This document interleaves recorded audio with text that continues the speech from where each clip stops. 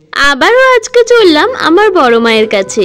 সেই প্রথমবার ঘুরে আসার পর থেকে মনটা যেন কেমন করছিল, বলতে গেলে খুবই টান ছিল।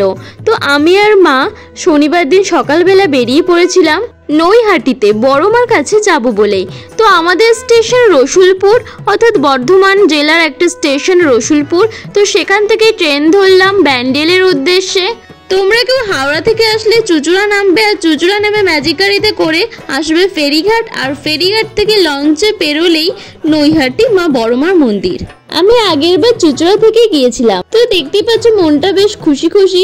এই যে নৈহাটি স্টেশন চলে এসেছি, আর নৈহাটি স্টেশনের 1 নম্বর প্ল্যাটফর্ম থেকে টিকিট কাউন্টারের ভেতর থেকে নেমে গিয়েই বাঁ দিকের রাস্তাটা ধরবো। তো বাঁ দিকের রাস্তা দিয়ে যেতে গিয়ে পড়বে মন্ডা মিঠাই নামক একটা মিষ্টির দোকান, আর সেই দোকানের পাশ দিয়ে একটা রাস্তা চলে গেছে, সেখান থেকে সোজা যাব।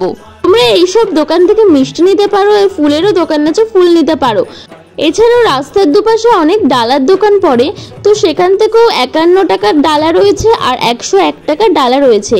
তো তোমরা সেখান থেকেও ডালা নিতে পারো। আমার মা যেহেতু গঙ্গা স্নান করেই পুজো দেবে, তো ফেরিঘাটে চলে গেছিলাম মায়ের মন্দিরের সামনে থেকে।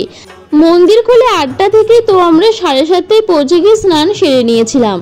সকালবেলা এসে খুবই সুন্দর একটা অনুভূতি হচ্ছিল, সাথে চারিদিকে পুজো পুজো একটা গন্ধ, মনটা যেন অনেক শান্তি লাগছিল। তারপরে এরকম বড়মা লেখা তিলক পরাবে, আর সেখানে দিতে হবে 5-10 টাকা।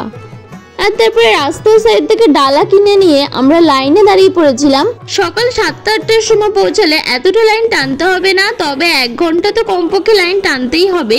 আর বেলা করে গেলে তো 3-4 ঘন্টা লাইন পড়েই যাবে, তবে লাইনটা খুব তাড়াতাড়ি এগোয়। আর রাস্তার সাইডে এরকম বড়মার অনেক ছবি পাওয়া যাবে, আর গোপালেরও অনেক ছবি আছে। তো লাইন টানতে টানতে প্রচুর রোদে আমরা পৌঁছে গেলাম বড়মার মন্দিরের গেটের কাছে। তো ভিতরটা তো প্রায় 10-15 মিনিট লাইনে এভাবে দাঁড়িয়েছিলাম, তারপরে সবাইকে একসাথেই ঢোকালো। আর তারপরে দূর থেকে আমার বড়মাকে দেখতে পেলাম, আর এটার জন্য এতদিন অপেক্ষা করছিলাম। তো মনটা খুব শান্তি লাগছিল। এই যে লেখা আছে ধর্ম যার যার, বড়মা সবার। সত্যি বড়মা তো সবারই, তাই এখানকার ভক্তদের দেখলেই বোঝা যায় প্রত্যেক দিন কত কত মানুষ আসে তাদের মাকে দেখতে আর মায়ের কাছে প্রার্থনা করতে।